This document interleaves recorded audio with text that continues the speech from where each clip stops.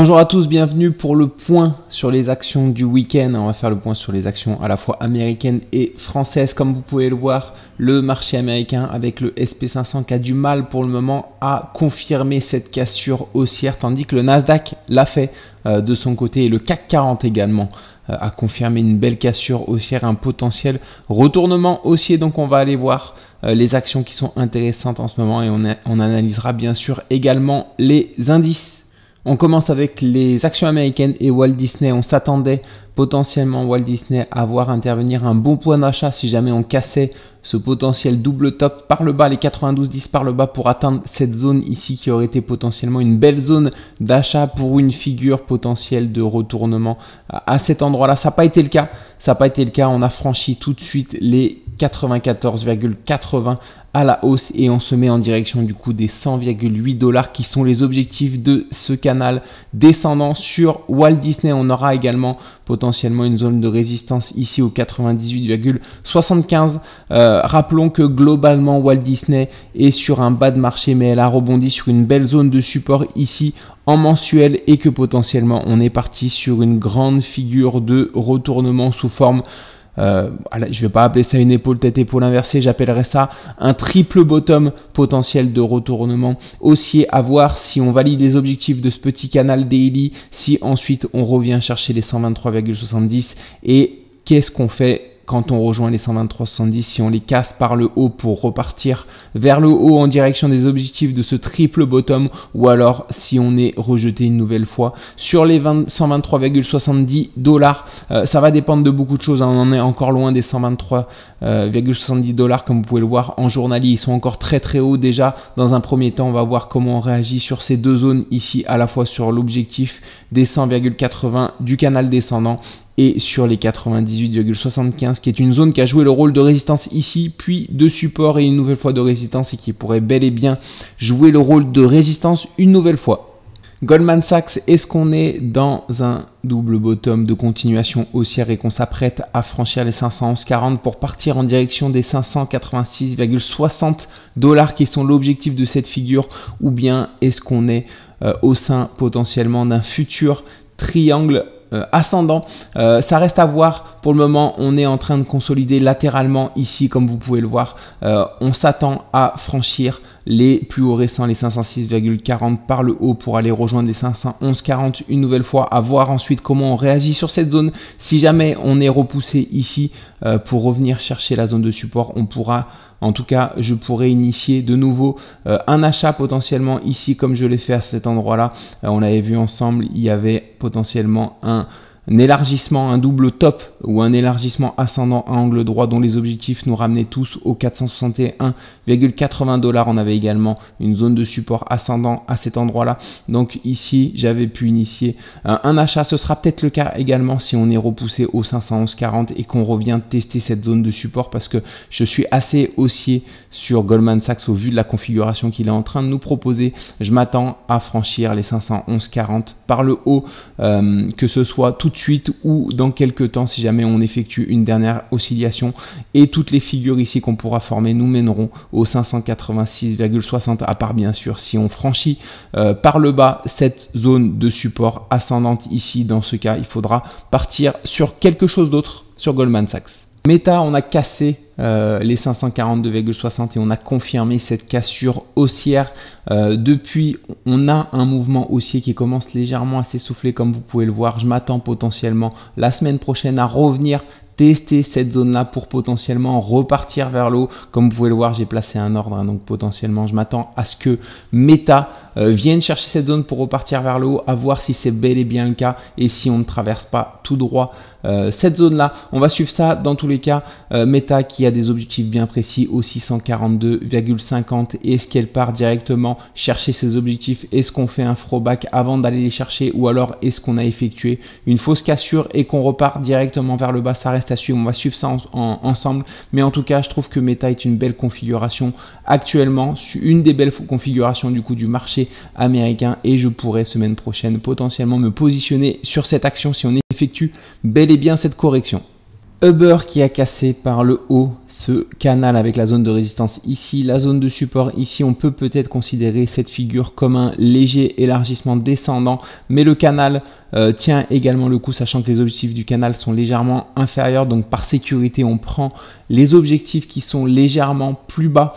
On a également un élargissement ici, descendant à angle droit avec une zone de résistance ici et la zone de support ici. Cependant, cette structure fait partie du grand canal, donc ce qui est toujours la priorité et ce qu'il faut analyser en priorité, c'est la grande figure. Donc on va analyser ce canal dont les objectifs sont les 87,15 $. On a franchi à la hausse, on a clôturé, on a validé du coup la cassure de cette résistance. Désormais, je m'attends potentiellement à revenir tester le support avant de repartir vers le haut pour aller chercher les objectifs de ce canal sur Uber, à voir si on vient chercher cette zone là, sachant qu'ici on a un gap à combler qu'on pourrait venir combler et sur lequel on pourrait revenir rebondir. On a également l'ancienne résistance de la figure qui pourrait jouer le rôle de support, à voir également si quand on revient dans cette zone là on forme une figure intéressante en petite échelle de temps. Donc on va surveiller ça ensemble, mais Uber assez positif, sachant qu'on a des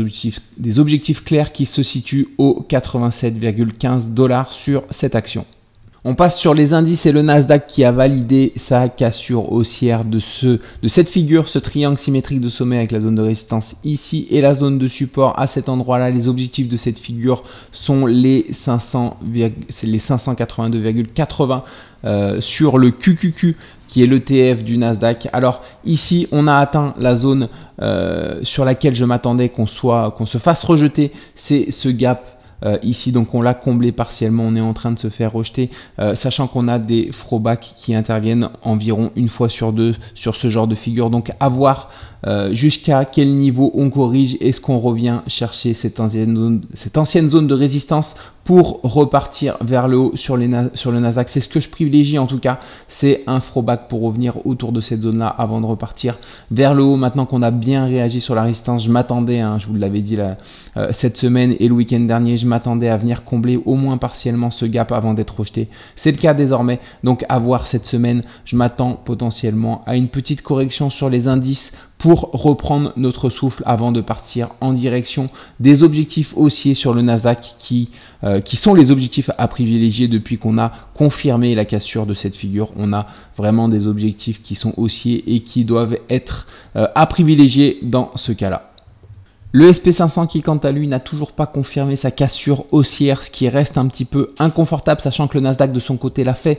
Donc à voir si on confirme cette cassure cette semaine ou alors si on est de nouveau rejeté. Il faudra dans tous les cas maintenir, il faudra qu'on garde cette zone des 564,20 sur le SPY qui est l'ETF du SP500 si on ne veut pas potentiellement faire face à un scénario de fausse cassure haussière pour repartir ensuite vers le bas. Donc c'est important de voir comment on réagit ici dans cette zone là. Si on valide bel et bien la cassure sur le SP500, il y a tous les indices qui seront haussiers et dans ce cas là on pourra envisager une poursuite haussière assez sereinement. Mais tant que le SP500 n'a pas validé sa cassure haussière, on est toujours sous la menace de cette fausse cassure pour repartir vers le bas. Donc on va être attentif cette semaine. Dans tous les cas, encore une fois, il faudra maintenir les 564,20, cette zone qui sera déterminante pour la suite. Si la semaine prochaine on ne franchit pas tout de suite, on ne confirme pas la cassure haussière tout de suite, il faudra au moins maintenir les 564,20 pour pouvoir rester dans ce scénario potentiellement haussier sur le SP500. Donc on suivra ça bien sûr ensemble en milieu de semaine et le week-end prochain. L'argent silver contre le dollar, on a franchi à la hausse, on a confirmé la cassure comme on l'avait vu de cette résistance au sein soit du canal ici avec la zone de support à cet endroit-là dont on n'a jamais confirmé la cassure baissière, soit au sein de l'élargissement descendant. Donc dans le doute, j'ai tracé ici les objectifs du canal qui nous mènent au 34,30 $. Donc à voir ici la semaine prochaine si on revient tester cette zone, cette ancienne résistance qui va désormais jouer le rôle du support, sachant que ici on a des petites figures en 1 heure qui nous mènent également dans cette zone là. On a également les 30,16 $ qui sont une ancienne zone qui a joué le rôle de support ici, de résistance à cet endroit là, de nouveau le rôle de support ici, de résistance ici, de support ici, et qui pourrait bel et bien jouer une nouvelle fois le rôle de support. Donc comme vous le voyez, j'ai placé un ordre ici. Je m'attends, si jamais on revient tester cette zone à rebondir ici pour partir en direction des objectifs de cette figure qui seront autour des 34 $. Donc on suivra ça également la semaine prochaine sur le silver. Je m'attends encore une fois la semaine prochaine à une petite correction pour venir chercher cette zone avant potentiellement de repartir vers le haut. Air Liquide, on a confirmé la cassure des 171 € ici. On se dirige tout droit et assez violemment vers l'objectif de la figure qui sont les 183,20 €. À voir la semaine prochaine si, comme les marchés américains, on nous propose potentiellement une correction pour revenir chercher cette zone. Si jamais on revient chercher cette zone, je l'analyserai attentivement parce qu'il y aura potentiellement une belle opération à faire en vue de rebondir et de repartir chercher les objectifs, encore une fois, qui sont les 183,20 € sur Air Liquide. Donc, on va suivre ça attentivement. En tout cas, personnellement, je vais suivre cette action attentivement cette semaine pour voir comment elle réagit et si on fait bel et bien une correction qui nous propose une opportunité d'entrer dans le train. Airbus toujours dans l'indécision, est-ce qu'on effectue bel et bien cette épaule, tête, épaule et qu'on franchit à la baisse les 128,20 pour partir en direction des 113,50 qui sera une opportunité d'après moi très intéressante pour potentiellement entrer, placer un ordre d'achat ici sur Airbus. En tout cas, je m'y intéresserai très attentivement si jamais on revient dans cette zone-là. À voir si la semaine prochaine on revient tester les 128,20. Si jamais c'est le cas, qu'on revient sur la ligne de coup ici, on aura de fortes chances de la casser vers le bas. Par contre, est-ce qu'on va revenir chercher les 142? C'est également un scénario où on peut rebondir pour aller chercher les 142,70 qui sera une zone déterminante parce que si on franchit cette zone des 142,70 €, on aura potentiellement la validation d'une figure d'un triple bottom de retournement haussier et on aura des objectifs qui seront bien plus haussiers sur Airbus. Dans un premier temps, on aura les 153,10 qui pourraient jouer le rôle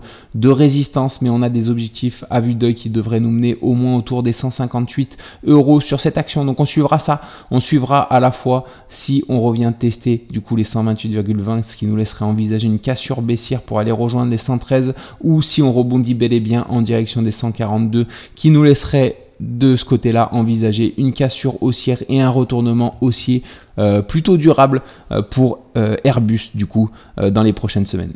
Danone, est-ce qu'on revient chercher la zone des 62 € ici en cassant par le bas les 64,30 pour former potentiellement un double top et repartir ensuite si on atteint cette zone là vers le haut, ou alors est-ce qu'on part directement sur une continuation haussière sur Danone après cette consolidation ici latérale? Ça reste à voir. Cependant, on a des objectifs en hebdomadaire. Quand je passe en hebdomadaire, on a des objectifs bien plus haussiers sur Danone qui sont aux alentours des 74 € qui sont les objectifs de ce grand double bottom ici qu'on peut voir avec un premier bottom ici, un second bottom ici. On a franchi cette zone à la hausse à cet endroit là, donc on devrait progressivement partir en direction de ces objectifs. En tout cas, on a 68% de chances d'atteindre ces objectifs, donc c'est ce qu'il faut privilégier. Donc à voir encore une fois en journalier si on vient chercher une belle zone ici potentiellement de support sur laquelle rebondir pour repartir vers le haut et partir en direction des objectifs hebdomadaires, ou alors est-ce qu'on part directement après cette consolidation latérale sur un mouvement haussier? On va suivre ça sur Danone dans ces prochains jours et ces prochaines semaines également. Capgemini qui commence à être intéressante également. On a confirmé une cassure haussière de ce canal, de cette résistance vendredi. Donc du coup hier, on avait la résistance à cet endroit-là. On a un canal avec une zone de support ici. Si on trace la zone de support à cet endroit-là, on a un léger élargissement. Les objectifs de la cassure de ce canal sont les 214,4 €. À voir désormais si on part directement en direction des objectifs ou alors si on propose une nouvelle fois un throwback pour venir rechercher une zone intéressante avant de repartir vers le haut, sachant que ici on est sur une autre zone de support. On a tenté du coup de franchir à la hausse, de casser un potentiel double bottom de retournement haussier à cet endroit-là, à voir si on valide cette cassure ou alors si on est rejeté dès la semaine prochaine pour revenir chercher une zone légèrement plus basse. Mais Capgemini qui commence à être intéressante, hein. Les objectifs sont pas extraordinaires, hein, ils sont juste ici, mais on est susceptible en tout cas de repartir sur un mouvement haussier durable, sachant que ici on parle d'objectifs minimum, hein. En général ce sont les objectifs qui sont atteints assez facilement. On peut partir très bien sur un mouvement d'une plus grande amplitude ensuite, mais ce qui nous intéresse en tout cas c'est les objectifs minimums, c'est ici, donc à voir si on effectue bel et bien une correction sur cette zone là et à voir si on a une potentielle opportunité qui arrive si on effectue cette correction dans les prochains jours sur Capgemini. FDJ en hebdomadaire, on a confirmé la cassure des 37,36 € timidement cette semaine, à voir désormais si on revient tester cette zone des 37,36. Alors en journalier, on va passer en journalier potentiellement, on a un double top qui est en train de s'initier, donc on pourrait revenir chercher des zones légèrement plus basses, notamment ici on a un gap à combler qui devrait être comblé si on vient chercher les 36 € ici, sachant que pour rappel, hein, en général quand on a des doubles bottoms de retournement aussi, on a souvent des throwbacks qui débordent à un an, qu'il ne faut pas être étonné si jamais on revient chercher des zones un petit peu plus profondes avant de repartir en direction des objectifs sur la Française des Jeux. Donc on suivra ça en journalier pour voir si on a bel et bien une zone de rebond intéressante qui est susceptible d'intervenir dans les prochains jours sur la Française des Jeux.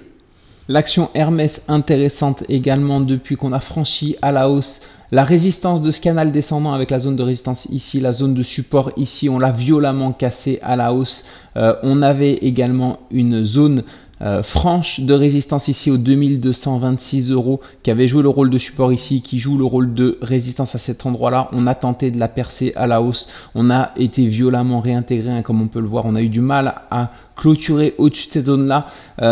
Alors je m'attends du coup la semaine prochaine potentiellement à effectuer une petite correction pour revenir tester au moins l'ancienne résistance de ce canal descendant, à voir si on forme quelque chose d'intéressant ici en vue de repartir en direction des 2470 qui sont l'objectif de cette figure, l'objectif de ce canal, hein. Après on peut très bien également partir directement vers les objectifs, mais au vu de la séance de vendredi, hein, vu comment on a été rejeté sur les 2226, hein, en dépassant cette zone, je pense que ça sera une zone qui va être difficile à franchir. En tout cas on est susceptible la semaine prochaine de respirer un petit peu et de revenir tester cette ancienne résistance sur laquelle on pourrait bel et bien s'appuyer avant de repartir vers le haut sur Hermès.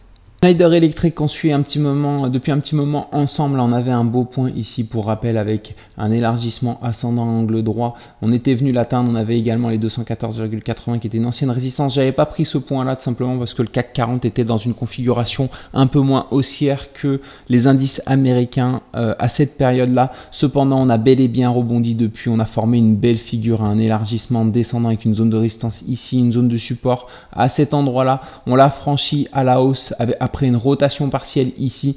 Les objectifs de cette figure sont les 278,20 €. Cependant, je m'attends à revenir tester cette zone-là avant potentiellement de repartir vers le haut. Donc, à voir comment on revient tester cette zone-là. Ce que j'aime pas sur Schneider depuis jeudi, c'est cette séance ici. C'est un îlot de renversement. C'est un signal plutôt baissier. En général, les objectifs de ce genre de bougie sont la base du mouvement. Donc, dans ce cas-là, les objectifs pourraient bel et bien être cette zone ici des 213-214 €, voire même la zone des 189,80 parce que ici, l'îlot de renversement arrive sur un haut de marché, donc méfiance quand même, c'est ce seul élément là qui me laisse un petit peu sceptique, même si on revient chercher cette zone là. Voilà, c'est un contre-signal, en tout cas c'est un signal assez fort de retournement, donc je vais rester quand même méfiant sur Schneider Electric, à voir comment on revient encore une fois sur cette zone-ci. Depuis il y a des éléments plutôt rassurants sur Schneider ou pas, si jamais on revient bel et bien retester cette zone ici des 230 €. Ça y est, c'est fait, le CAC 40 a bel et bien validé une figure de retournement haussier. On est reparti probablement pour une jambe haussière sur le CAC 40. Les objectifs sont autour des 26 000 pour le PX1GR qui est le CAC 40 avec dividendes réinvestis. Cependant, pas de précipitation, hein, on risque d'avoir des petites secousses en chemin. On va probablement pas partir directement en direction des objectifs sans faire de pause en chemin. On a dans un premier temps une zone de résistance que j'identifie autour de cette zone-là, autour des 24 650. On n'y est pas encore, cependant ici on a fait une cassure confirmée. On peut revenir d'ores et déjà effectuer un throwback, combler ce gap ici avant de repartir en direction des objectifs. Donc à voir cette semaine, qu'est-ce qu'on effectue? Est-ce qu'on va chercher directement les 24 650 ou est-ce qu'on corrige désormais tout de suite avant de repartir vers le haut? En tout cas, les corrections vont être saines, hein. Il ne faut pas se précipiter sur le CAC 40. Certes, on a validé la cassure de niveau très intéressant qui nous laisse potentiellement aller chercher dans 83% des cas les 26 000 sur le PX1GR, mais il ne faut pas s'attendre à les atteindre en 2 semaines, en 1 ou 2 semaines, hein. Ça va prendre du temps. En général, hein, il faut, alors je vais les calculer rapidement avec vous, il faut en général plusieurs semaines pour atteindre ces objectifs 74. Donc on va prendre du coup la moitié de 74 qui fait 37. Alors voilà, 37 reporté à la cassure.